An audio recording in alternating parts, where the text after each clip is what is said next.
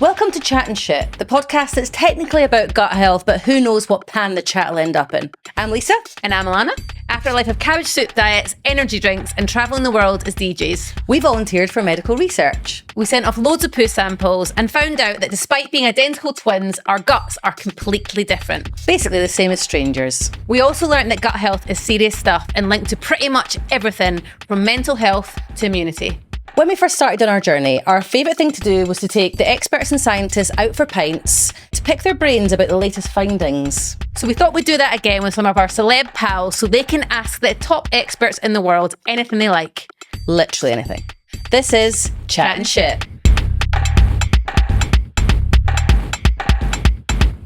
So today we're joined by comedian, actor and renowned choir boy, Lloyd Griffith. So Lloyd, I have to say I've got a grievance with you before we start. Remember your stand-up show when you made up the lie that you were the take that, never forget child? So we've come so far. Have you remembered that? Honestly, what fucking show was that? That's got to be Oh my God. at least 10 years ago. I think 2013 or 14, like 10 it's years ago. Etched.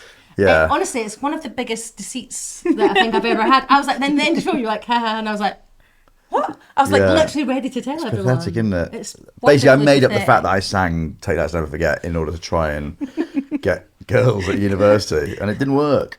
Well, it would have worked on me, but Yeah. you know, then you just gave the go. I know. But I think it's believable as well because like no one really knows who that little child is. And he can really sing like he was When actually you a choir do boy. sing like an angel. I do, yeah. So it is really weird. But also, such a like when I look back at it, going, "Oh God, I can't believe I did a show about that." But it wasn't the whole show. The whole show wasn't necessarily about that. But you know, it It was a good show. was a fair. Well, it worked. Oh, thank you. Bless It you. worked. Also, another thing that you have done in your past that makes you particularly relevant for this show, in the Ladbroke adverts, of which you probably got a lot of cash for, you were the gut truster. That was your name. I was the gut truster, yeah. So what did you... Well, basically, it was like, I've actually done a documentary since that about how bookies are scum. But at the time, obviously, did take the money. But because I didn't really know that they were. Well, anyway, so I was the gut truster. So it was like the five lads, like the likely lads, and they always paint this picture of like, oh God, aren't lads so funny? Do you know what I mean? This is the guy that like always pays attention to like the betting odds, and this guy, you know, just goes to the wind, and this guy trusts his gut, and obviously that like the fat bloke trusts his gut. So I did that, and then obviously afterwards deeply regretted it because I got a lot of stick. But then yeah, You got money in the bank, so... well, I mean, let's not talk about that. But it has been spent. Bye-bye, on gut products. On which gut we'll get products, onto, yes. yeah. Let's get on to that. We're also joined by Laura Tilt, a dietitian whose qualifications literally take up pages on your website. And you also wrote the IBS chapter of our book. I did, yeah. And for all the talks we've done together, all the events, I have never heard you not be able to answer any question. Yeah. So the pressure's on, Lloyd. Yeah. What? No, surely if you're answering the questions, I'm not. I'm asking them, surely. You're asking. You're trying You've to got, you've got to be good challenge. enough It's to a challenge. challenges. Right, phew. Yeah. Lloyd, gut health. On a scale of 1 to 10, Yeah. how would you say good your gut is? What do you think, mate? Well, look, to be Maybe your fair, microbes might be dancing. do you know what? So I am obviously like a bigger boy, always been a bigger boy. Like my gut health is, I'd say, actually fine. Like I don't have, you know, massive issues unless I have like maybe 15 pints in a curry, stuff like that, like your archetypal kind of like stuff. But ordinarily, like fine, and it just depends on diet. Like I'm quite lucky that I don't have stuff like IBS. When you'd look at me and probably think I would. I think you look at me and think quite a lot of things. You know what I mean, like diabetes and stuff like that. But I actually genuinely, like for a tubby guy, I'm relatively healthy, and yeah, gut health has been fine. But constantly trying to take stuff the whole time just to make me that little bit better and ultimately thinner. And I know that probably exercise is the answer, and eating 9 salads a day is probably the answer. But I would absolutely look for a shortcut if I can. Laura, there isn't, I mean, we'll just get this out of the way. There isn't shortcuts, unfortunately, in the gut health, is there? You're doing loads of good stuff. We were talking before. But yeah, you know, the quick fixes, they don't work because you can't stick with them. So I feel like this for any part of your lifestyle that you want to improve, if you can't keep doing it in the long term, it's not going to have an effect, because it's what you do consistently that matters, not what you do, as you said, like on the occasional night out, actually, that it's drinking the 15 pints So if you're doing that every night, obviously not a good thing, but Yeah. occasionally, you know, in the grand scheme of things, like it's what you do most often that matters. You're in some good habits, I think. We were I talking think so, about yeah. this And also before. being a stand-up comedian and also like acting and stuff, it's sometimes quite hard to kind of keep those things up because you are a slave to the schedule, and you can meal prep as much as you want, and you can take probiotics as much as you want, and you can drink the right stuff, but ultimately, you know, things change and schedules change, and it's actually sometimes quite hard without then also as well having to pay a ludicrous amount of money in order to keep it going. So yeah, it is. I do find it a bit of a challenge, especially on the road. And what? Yeah, I was going to say a typical day on tour because you're on tour now. Yeah, I am on tour now. Yeah. A typical day on tour. What would your routine be, and what would you eat? Well, today's a typical day. So I woke up this morning, but I'm fasting at the moment because I'm not exercising that much because of the tour. I've decided to fast, and also it's a good way of basically not. So I kind of try and eat at about 5:30. So then What that is? gives You don't me. eat anything until 5:30. No, so I eat at 5:30 in the evening. Yeah. So, but you don't eat anything until but you then. don't eat till And then. then No, oh no no, no it's the no other way no round.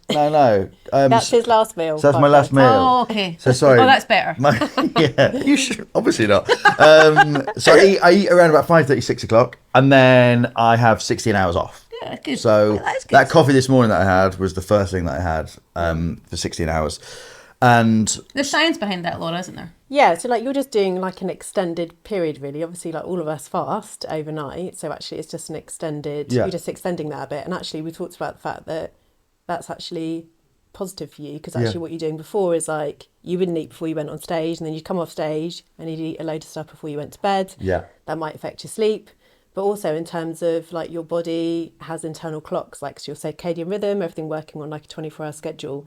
And as well as like light signaling, you know, it's morning, your body's getting ready to wake up, and like as it gets dark into the evening, everything kind of slows down and prepares for sleep. Like food is the other thing that can like reset or stuff. change your body Really? clock. So actually eating, like if your body's expecting to be sleeping at like 11 or 12 and you're actually eating, it can throw everything off a bit, which is why people can not feel so great when they do that. So actually sort of having your dinner earlier before you go on stage, yeah. and then, you know, not having anything after till the next morning. So I did it on my last tour, and my energy levels were great. Yeah. And I did lose a fair bit of weight, and I wasn't really doing it to lose weight. I was just doing it to keep it off because it is sometimes, as I say, like hard to not, you know, to be able to exercise when on tour. So I felt my energy levels go through the roof, but also the key thing, and again we were discussing it earlier, was that I just wasn't eating late at night. If I had a good gig, I'd treat myself with a little snack on the way home.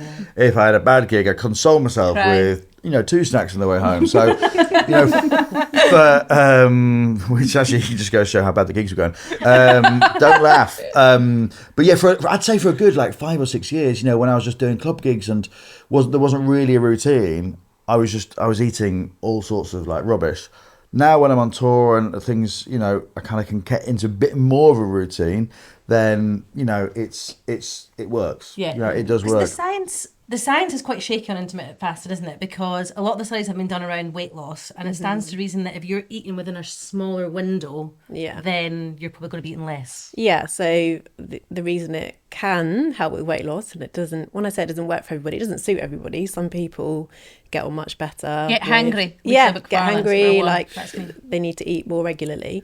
But yeah, if you're having a smaller window, like within which you can eat, you'll eat less. And as you said, the things that you were eating like after the show Yeah. probably wasn't like fruit What and was veg it, for and, example? you know, it was kind of more snack. It lays more like foods that are like less nutritious and should be, you Yeah. know, we're trying to make the smaller part of our diet. So yeah, I think a lot of us end up eating late at night and actually eating a bit earlier, or for, you know, making our last meal kind of like 6 or 7, for example. So we've got a few hours for like digestion slows down at night. You girls know this.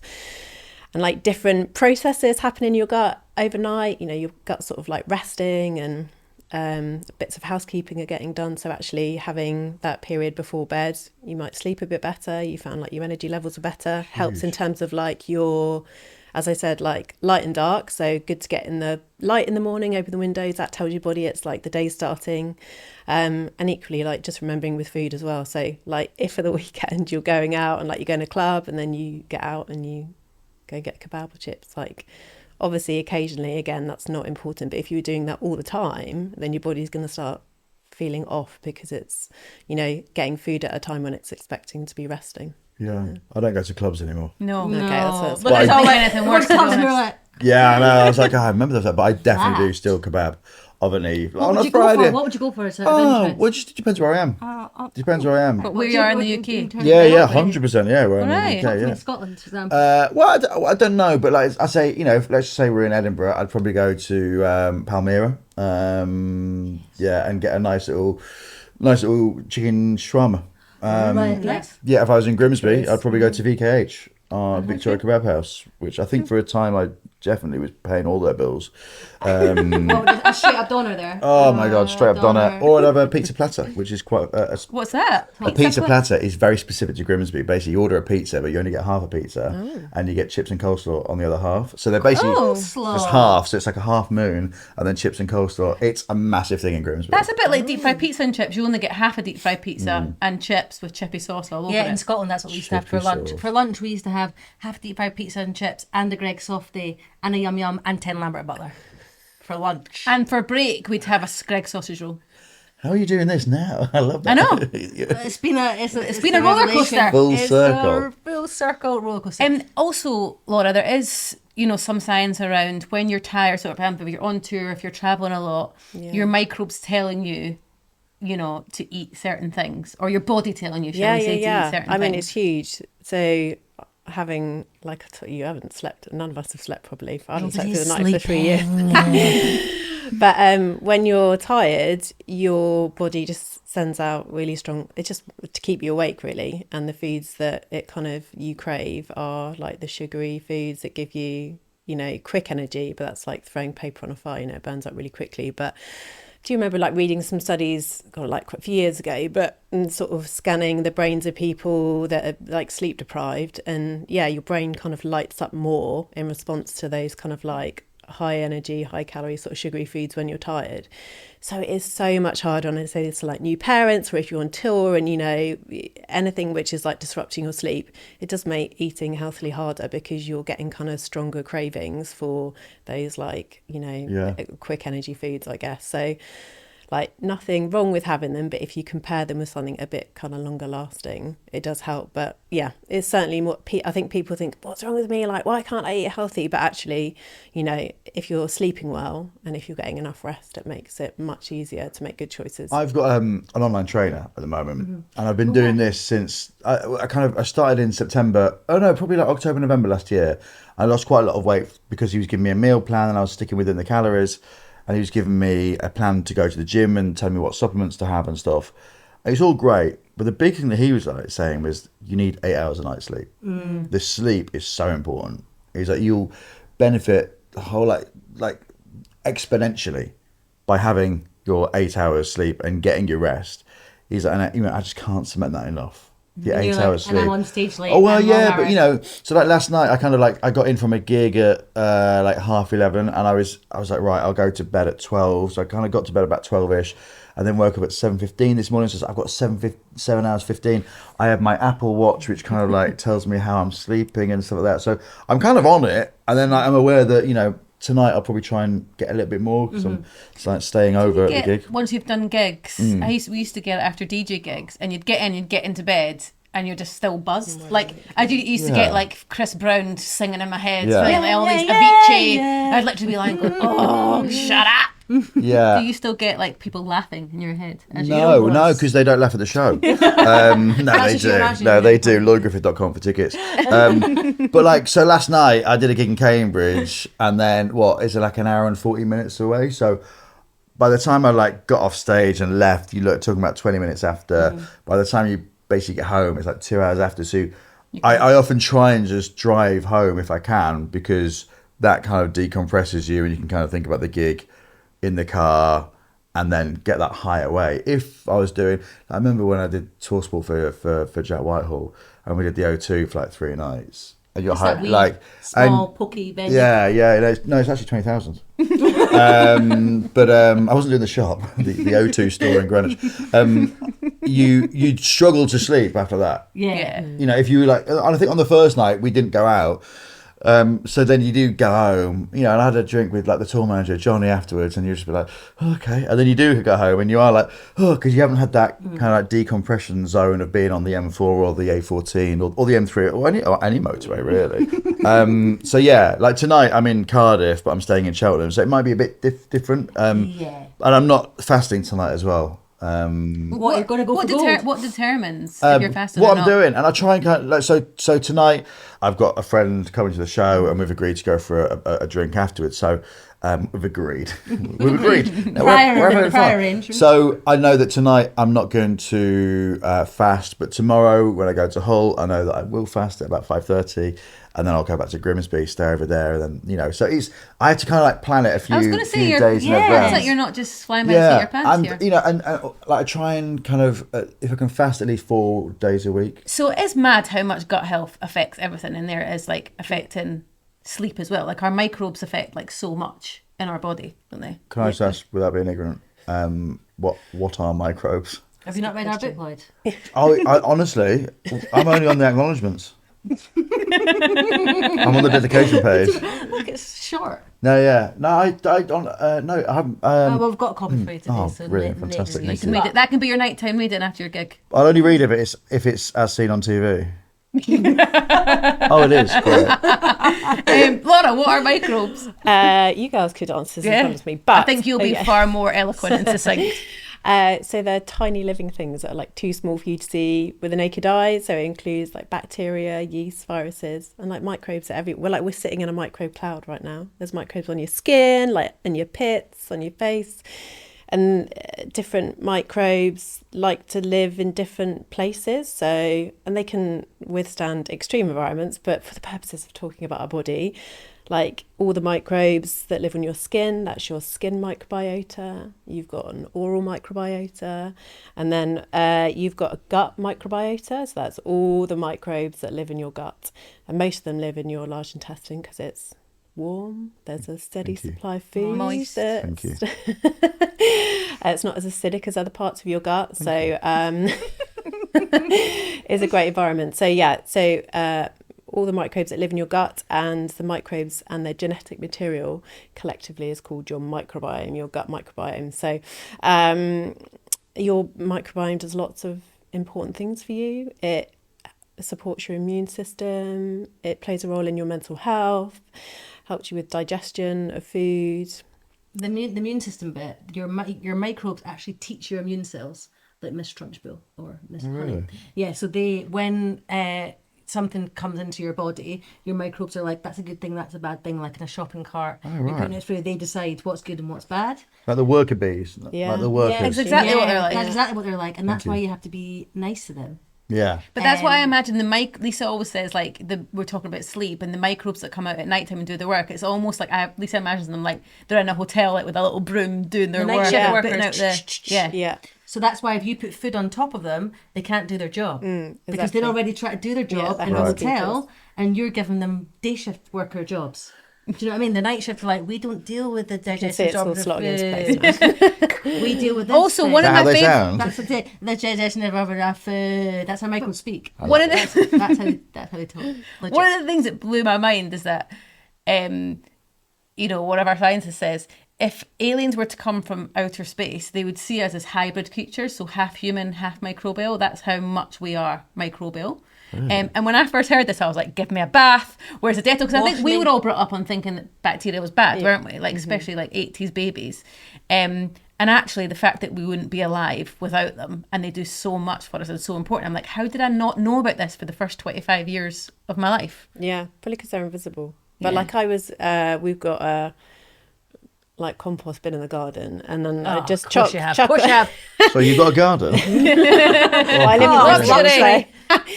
And I guess I like, just see like the input, just like chucking all of our like fruit and veg bits and just in there. And then I went to plant some stuff in the summer and then lifted up like the other side, and it's the microbes that turn the waste into like fertile compost. Gorgeous fertile soil. And it was just bonkers. Juicy. So they do loads of important. Yeah, we couldn't survive without them. So. Yeah.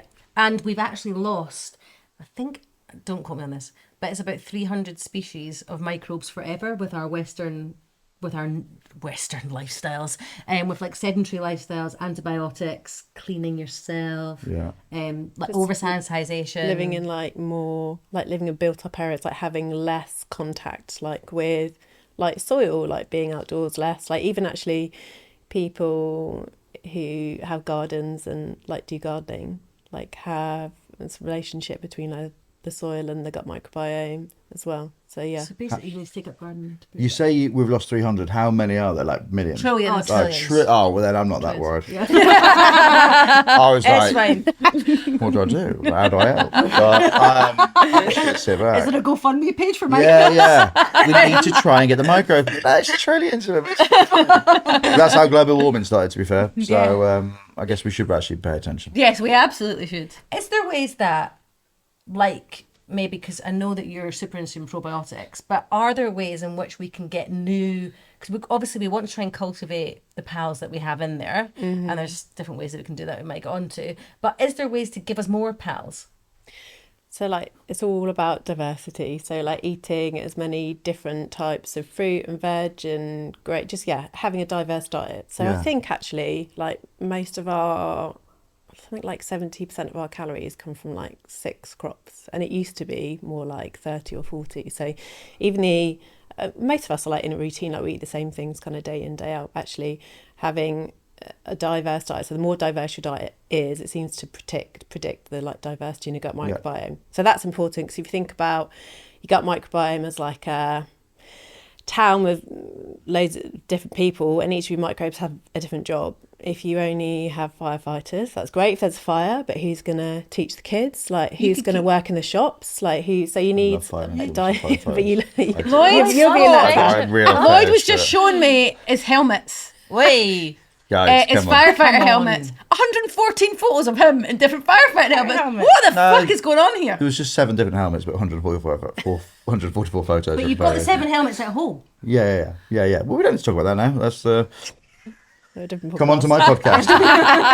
Helmet chat. Would you say that we're talking about diversity of plants here. It doesn't really count your doner and then your shawarma. Well, no, but I am like, I think as I've got older, I have like, I used to just have the mighty meteor, whereas now I'll have the veggie volcano.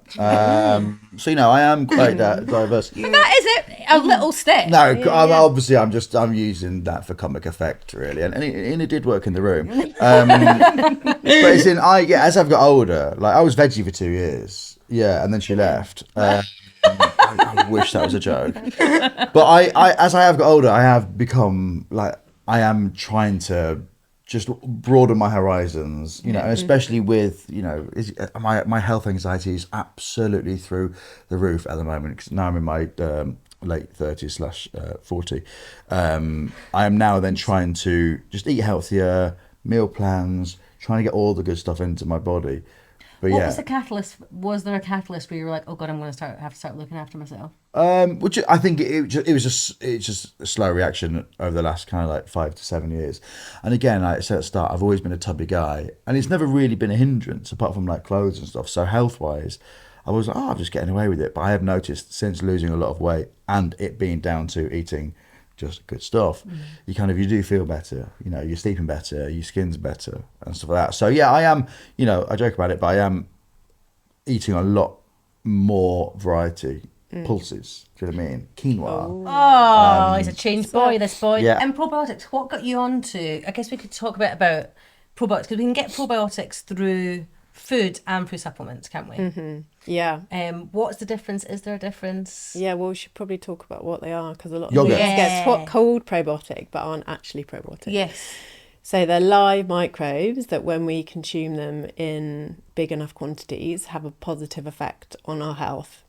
And I guess so vague, that, isn't yeah, it? I know it is, but I guess the difference is, so there are lots of different beneficial microbes and bacteria, like which can be found in foods, but not all of them have been shown to have a positive effect. That doesn't mean they might not do, but in order for something to like carry a label of being probiotic, kind of legally definition, there must be some research that shows if you consume this probiotic in big enough amounts, it has a positive effect. That might be on a gut symptom, or it might be on the diversity of the gut microbiome or something like that. So yeah, and I think definition, like wherever you go in the world, because when I went to Australia, like everything had the label probiotic on it. I think it's a bit different over there. But yeah, here, so like live yogurt, for example, kefir. Legally, you're not allowed to have probiotic on pack in the You're UK. not? That's why. It used to. Do you used to have that? No, people just chance it. The US, you'll have seen it in the US. In the US, yeah. So that's why it's so difficult for people to identify, because you're not legally allowed. Yeah, and then obviously, like even when you go, so like even when you're, so that's the definition of a probiotic, and then you consume them naturally as part of food, so like fermented foods, or and in fermented food you get ones which still have live microbes in, like sauerkraut and stuff, things you'd find in the kimchi, fridge. Lloyd. Fan of a fermented food? Yeah. I last week had a Reuben sandwich. From a fantastic little deli in Bourton on the Water. And it had sauerkraut Put there. your sauerkraut on there. And do you know what? I thought, I haven't had this for a little while. I used to have a big pot of sauerkraut. I used to have that. My mate Kat, also Scottish, she got me into sauerkraut, pepper and salad cream. And Wait, she wasn't sauerkraut, pregnant at the pepper, time. and salad cream. Yeah. All right. that Like a could be- coleslaw, like a fermented coleslaw. Yeah, very much so, yeah. But yeah, I like a bit of kimchi, Yeah, I like a I bit mean- of sauerkraut.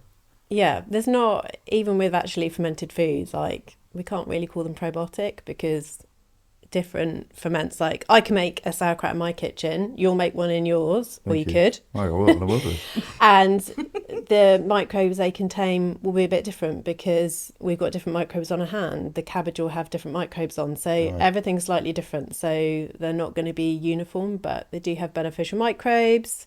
You know, when we consume them, they might or could possibly do, this is where it all gets a bit wishy-washy, not because we don't think they're good, but nobody's going and doing lots of research on fermented foods. It's really expensive to do research. You know, how would you make it uniform? All of that type of thing. But generally, fermented foods, good source of beneficial microbes. for your gut. I'm obviously all about the shortcut. If you were to say, like, eat these 3 or 4 foods that would just help your microbes within your body, like you say, in your sauerkrauts and kimchi, what would you say, like, the 3 or 4 things that I should be eating? And then obviously this isn't gonna, I'm not gonna have a body like David Hasselhoff.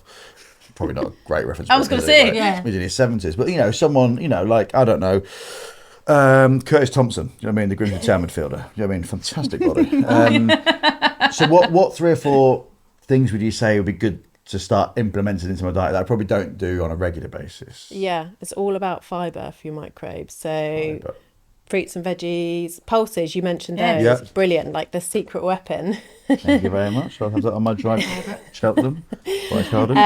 So fibre's the part of plant foods that we don't digest, but actually, so that means it passes through our gut and it lands in our large intestine, where our majority of our microbes live, and it's their nutrition basically. So if you don't give them fibre, they're forced to search around for other scraps, which aren't as good for them. But yeah, fibre nourishes your gut microbes. When your gut microbes eat fibre, they produce things called short-chain fatty acids. They have lots of positive effects on your body. So 9 in 10 adults in the UK aren't eating enough fibre. So fruits and veg, pulses are brilliant. So like beans, peas, lentils. Even a tin of baked beans, 7 grams of fibre. Lovely. Great stuff. Like nuts and seeds. Yeah. Like even when you're Leaving choosing the your skins on things, Like what? like roast potatoes. Yeah. Carrot, any sort of fruit and veg, Well, kiwis. Do you know what I had yesterday? My smoothie. Can I talk you through it? Yeah, talk us. Frozen berries. Great. Yeah. Polyphenols. Say again? Polyphenols. Oh, Waitrose actually. And then Other grocers are available. then He shops in the Trolls now as well. He shops in the Trolls. Exactly. Well, do you know That's what happens when you get on Apple TV, honey. No, I'm barely on Apple TV. But He shops in the Trolls. He shops in the Trolls. no, it's because far from Grimsby. no, because where I live in Battersea, there's a Waitrose just down the road. Yeah. So I took the BMW M3 because it's got fantastic parking. I wish this was all made up, but it is true. And it was actually post hair transplant where I didn't want to go far and I didn't want to be seen. So I drove to this Waitrose at night time because I didn't want people to see my bleeding head. When I say bleeding head, I mean literally bleeding, not my bloody head.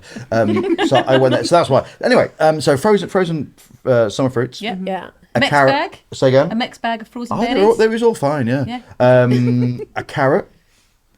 Left field. 5 or 6 cashews. Okay. Yeah. Half a teaspoon of peanut butter. Mm-hmm. And a scoop of protein powder with water. Mm-hmm. Delicious. It was, yeah. Why only 5 or 6 cashews? Why didn't you just put a wee handful in? That was all I'd left from my Thai beef dish the night before. Right. Nice. Give them a wee wash and put them in. What, the cashews? Cashews, yeah. No, Right, I thought you meant they were still on the Thai beef, and then you No, put them I in. mean, look, I've got loads. Like a leftover Chinese and then just washing it out. Fire I have Clean the veg. I have eaten some bad stuff the morning after the night before. These are just still in the packet. I had like 5 or 6 cashews and I just popped them in there and it was absolutely lovely. Yeah. All good stuff. All good But I stuff. guess the fruit being frozen. No. Fine. Good. Yeah. Oh, So do you lovely. know? So yeah, it's a really common myth that it's like less nutritious, but because it's like frozen at the point of harvest, like freezing effectively like presses stop on like nutrients. Like kind of fish when you get getting in fish fingers. They do it. We'll talk about that another Fish time. fingers forgot half. Yeah, nice. Maybe if you like make your own like seedy breadcrumb. You can make breadcrumbs with quinoa. Can by you? the way, Yeah. Nice. You can. But yeah, going back to freezing, there's like an interesting study a few years ago which compared like fruit and veg that you buy that day at the supermarket and you eat, which no one does because everyone leaves it in their fridge. Fruit and veg that you buy and then you leave in your fridge and you probably pick out your like limp lettuce at the end of the week. Yeah, lovely. And then frozen. And like actually, yeah, fresh and frozen with the top and like fridge stored at the end of like 5 or 6 days. Nutrients, obviously, like light, air, so it starts to degrade. So actually, if you're someone that like buys fruit and veg and it just tends to stay in the fridge for a while, like frozen is great. Yeah. So frozen's great. Yeah. Even like frozen ginger, frozen garlic, frozen herbs. I'm all into that now. Yeah, I think like less waste. Yeah. Like it's always there. Room in your You're fridge. not kind of like relying on it being. I bought a new fridge the other week. Whoa, was it a smeg? No. Bosh. Does it have a iced? Nope. No, just just what's like special about it? Straight up refrigeration. It fit the space that I have in the kitchen. That's good reason. Yeah. Yeah. What is there any staples that you have now that your new 360 changed lifestyle? Is there staples that you have in your fridge? Yes and no, really. Like so. No. No. No, actually, it's not yes, no, it's just no. Yeah. yeah. I think I stick to like my meal plan that I've been given. So like protein bagels, eggs, bacon in the morning. Then I'll try and get a salad in at some point with protein during the day, and then like or in the evening, and then have like a meal. So my fridge is actually. My sister came around like about a year ago, and she looked at my fridge like, "This is such a bleak fridge." Mother Hubbard's It's empty. covered. Yeah, well, because it was such a kind of like like man that lives in London. But I fantasize about having a double door fridge. It's stocked to the high heaven, but being on the road the whole time, it is so hard. So it's just got you've got your condiments You in need there. to get that veggie girlfriend back for that. Yeah, she's long gone. She's like on her. No, she's not dead. She's not dead. No. No. She's Still On alive. protein, because I Yeah. think obviously like your trainer will be like protein. Yeah. How is protein for our microbes? Because obviously we love fibre and that's always Yeah. top of our list if you're into gut health. But protein, Yeah. where does that come in? Yeah, so protein's like been wearing a health halo, hasn't it, for like quite a while, and it is super important. And you've talked about weight loss, and I think if you are trying to lose weight, so protein helps us feel full. It can like regulate our energy levels, but sometimes people end up eating lots and lots of protein at the expense of like everything else in their diet. So they don't, they sort of really like, if not cut out, like really restrict their carbohydrates, like not eating much fruit and veg. So they might be feeling like quite full and satisfied from eating a high protein diet, which is kind of normal. That's what happens. That's like one of the benefits. Also really, good if you're doing regular strength training, supports that as well. But yeah, you still need your fibre, because if you don't eat enough fibre, you're kind of starving your microbes effectively. So I was listening, you're having like, is it eggs in the morning and you're like... Yeah. bagel, like a protein bagel, yeah. And bacon. Yeah, definitely. I don't know, like some avo or like some tomatoes or just a bit of fruit with that. And similarly at lunchtime, you're having your protein and you got some veggies in your salad, but maybe like throwing in some like chickpeas or some like lentils. I'm a huge fan of like throwing a chickpea or a kidney bean. Yeah, or just throw that in at your salad. No, in the pan. In the pan. Yeah. And the great thing about like your plant-based proteins, so like your nuts and your seeds and your peas, beans and lentils, they come with fibre. So like it's great because you're sort of doing both things. So up your fibre, basically, Lloyd, is what I'm telling you. That sounds like an insult. Up your fibre. Up your fibre. So we know you've got to run to your tour date, but before you go, I know in my bones that you'll have tried some pretty wacky things when it comes to your health. God, is there anything that you would like Laura to like myth bust of anything crazy? For us, we used to do like the cabbage soup diet, cayenne pepper, all that shit. Everything. What's the craziest one? And we can maybe debunk.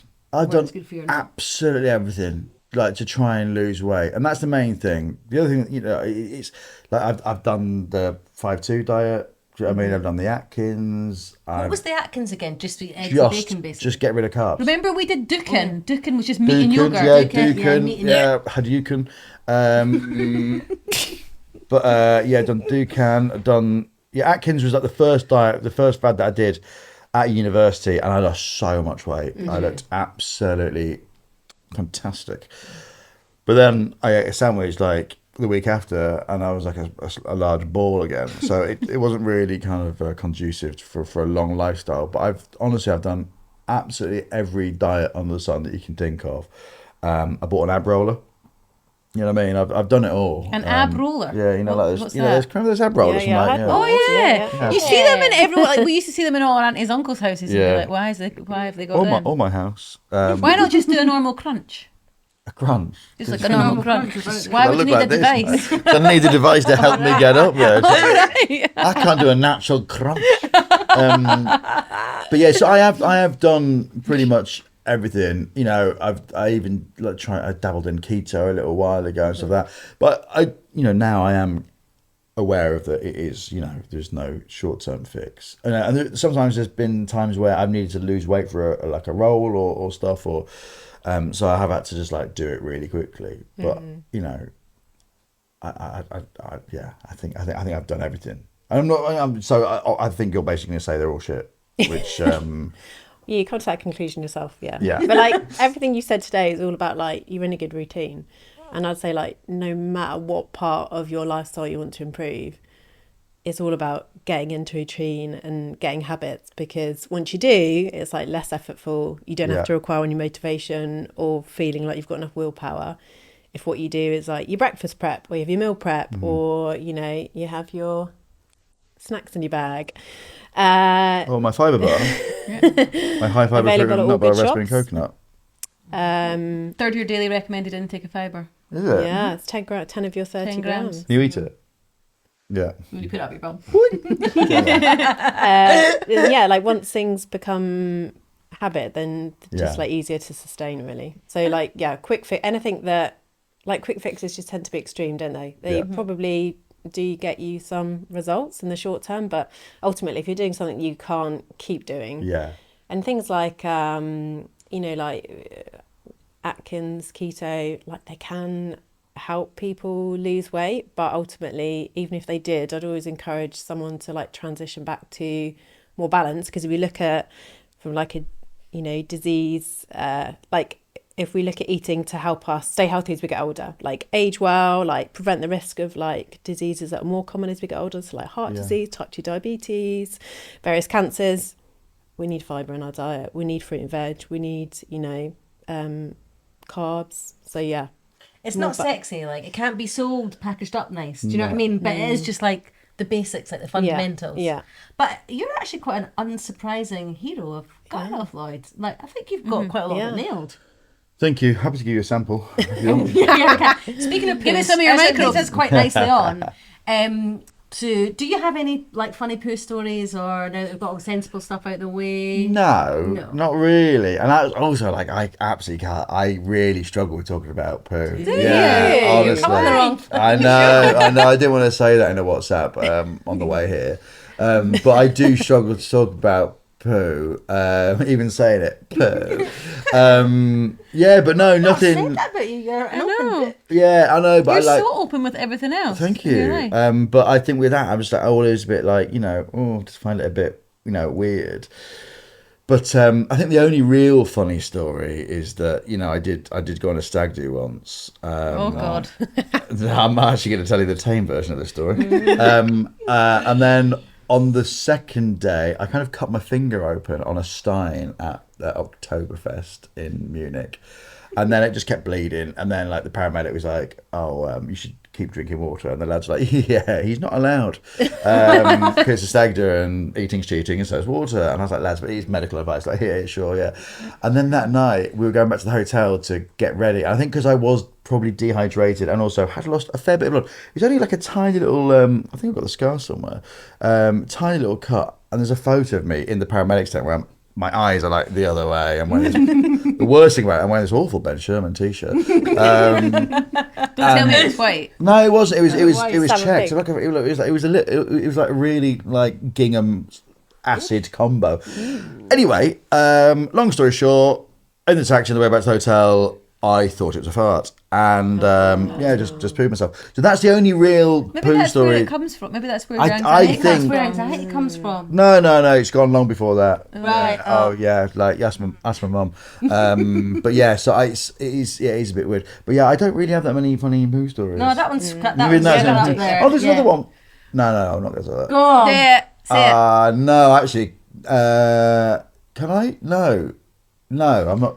Basically, say it and then we can cut it out after. I had to drive from Plymouth to Grimsby, and all the roads are closed. And I didn't realise that I can't drink Red Bull. Something disagrees with me, and I had to go to like a really awful toilet on the A46 near Leicester. We've all been in one of them. And yeah, just there wasn't any. Total. Yeah, so yeah, just I've been on a couple of comedy improvisation courses, and I really had to use that to fruition, to full force even. So yeah, like stuff like that. So not really any. I think my all stuff's good back there. I go on the websites and what shape should it be, and is this all right?